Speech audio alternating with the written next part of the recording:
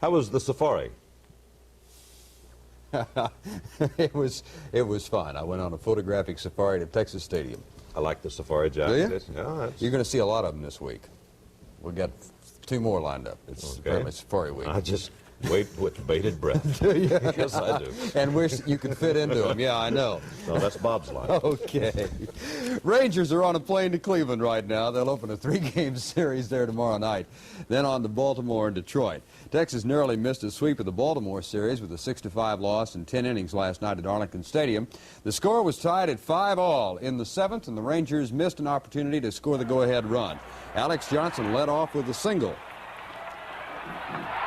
This is in the 7th inning, bottom of same. Score is tied at 5. After Jeff Burris flied out, Johnson stole second base. So the go-ahead run is on second with 1 out. Tom Grieve then bounced one back through the middle and watched the great stop by Bobby Grich.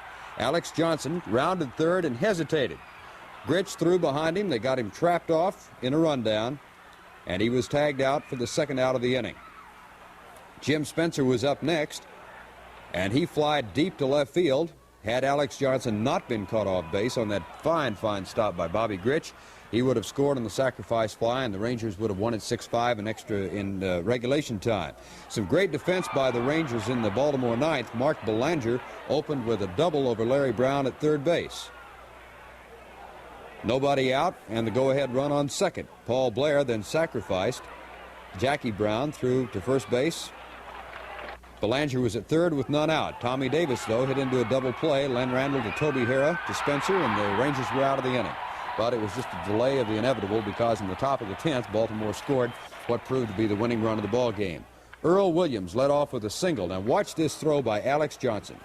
Williams started to go to second base, and watch the reaction by Lenny Randall. He thought he was coming, but Williams saw that great throw and just kind of sat at second base. Don Baylor tried to sacrifice, accidentally popped up to Larry Brown at third. There was 1 out. Brooks Robinson grounded to Brown at third base. Williams was running. He was safe at second. There were 2 out in the top of the 10th. Rich Coggins, though, delivered the blow that dealt the Rangers the defeat. A single to center. Williams scored the winning run. Texas was put down in order in the bottom of the 10th, and they lost it 6-5. But the most successful homestand in many, many ways, specifically from attendance, for the Rangers concluded. They're on the road now for 9 days. The Rangers continuing to hit the ball with amazing consistency. As of today, they have 3 men in the top 10 in the American League at hitting: Mike Hargrove, Len Randall, and Jeff Burroughs. High school playoffs in Houston. Springwood is playing Dallas Spruce. We have no score available at this time. We will have final details for you at 10 tonight.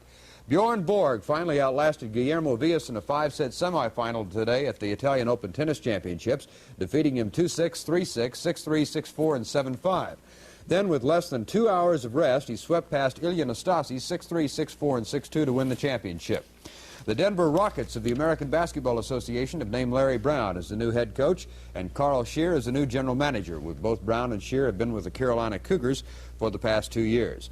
National Football League owners open meetings in New York again tomorrow. There exists a possibility of further expansion, possibly to Seattle, and the owners will hear a report on the status of negotiations with the Players Association. Dallas Tornado got involved in another tiebreaker last night before 9,000 fans at Texas Stadium. Regulation play ended against Vancouver at 1-1, and the Tornado won the tiebreaker last night. We have film of all of the tie-breaking goals, the penalty kicks, and we're going to talk about that in a moment. Let me take just a second to set up something, and we might mention it earlier. Ron Newman, the Tornado coach, went to Denver Saturday night to watch Vancouver play Denver. Vancouver got involved in the penalty situation in Denver, and Ron sat down and charted the degree and the area in which the Vancouver penalty kickers kicked the ball, whether they kicked to the right or the left. Last night, when they got into the penalty situation, the tie-breaking situation, he simply signaled his goalkeeper, Ken Cooper, by patting either his right leg or his left leg, which way to go to anticipate the kick, and Cooper blocked 2 of them. Very good. That's where scouting pays off. We've got film of that. We don't have film of Ron patting his knees, but we do have film. That would be kind of strange. Yeah, I think it certainly might. Thank you, Verne. Hi, I'm Darrell Royal, and here's a good example of how hard your Chrysler Plymouth dealer is trying to win you over. If you buy this compact Plymouth Scamp with power steering, AM radio, vinyl roof, deluxe insulation, wheel covers, white walls, and a few other options, you can get the automatic transmission at no extra charge. The factory doesn't charge your dealer, so he doesn't have to charge you. Now that's value. Your Dallas, Fort Worth, and Arlington Chrysler Plymouth dealer has the cars to win you over. Gentlemen, it's time now for more sports, and for that, the only man sitting on this set at the present time who is wearing a suit 2 sizes larger than he did a year ago. Your turn, sir. Oh, I knew you. It took you 20 minutes, but you had to go. Oh, had to I'll tell you what. You asked the reason for the You safari can't suit even is- button the top button. You got to tell him to send the right size down Not here. supposed to. Oh, okay. They send me notes not only on what shirt to wear with what coat, but what buttons to button and leave unbuttoned. I don't understand it all. Grass grows big in Colleyville. Dallas Tornado involved in a sudden death tiebreaker for the 3rd time in 7 games last night. Finally won one to send the crowd of 9,200 home satisfied. Both teams scored a goal late in the first half, and it stayed 1-1 until the end of regulation play. Dallas had an excellent chance to go in front late in the game when Tommy Gore, number 17, chipped the ball to Albert Jackson. Kyle Rote just couldn't get the ball in. He was blocked, and Vancouver kicked it free. Regulation ended 1-1. Now the penalty kick situation. Ken Cooper blocked the first kick by Les Wilson, but the referee, John Davies, says he moved too early, so they got to kick it again. This time Ken went the wrong way, and Vancouver led 1-0. Ilya Mitic taking the first penalty shot for Dallas. Barely. 1-1. Glenn Johnson up next for Vancouver. Kenny went the wrong way again. Ron Newman slapped the wrong knee. Vancouver led 2-1. Tommy Gore for Dallas, top of the net, and it's 2-2. Now comes the first block. Bobby Lanarduzzi for Vancouver. Cooper blocked the shot. That was a legitimate block, and it was 2-2. Bob Ridley kicking for Dallas, and watch the fake he puts on Sam Newsom. Dallas went ahead 3-2. Victor Cadelia for Vancouver is up next. Kenny blocked the shot again, but again the referee John Davies said he moved too early. So he kicked over, and this time he made it into the left side of the net. Dick Hall, the captain for Dallas. It's 3-3 now, but Dallas still has the edge.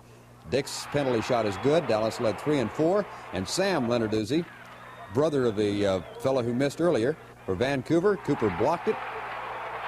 John Davies, the referee, you can see, has raised his hand, signaling it's a legitimate block of a penalty shot. And Ken's teammates come down to welcome him and congratulate him on a fine job as Dallas won it in penalty kicks 4-3, and they get an extra point for that, so it goes into the record book as a 2-1 win for Dallas, and that is their first win in the tie-breaking situation. And I told the commissioner, Phil Woosnam, who was sitting in front of me, before they got into it, no, I didn't like the tiebreaker, and I told him after that Dallas had won, it was probably the greatest innovation I'd ever seen in soccer. But you really don't care for No, tennis, I still don't like it. I think it de-emphasizes the contribution of both teams for 90 minutes. It's not a good way to settle it yet. Thank you, Verne.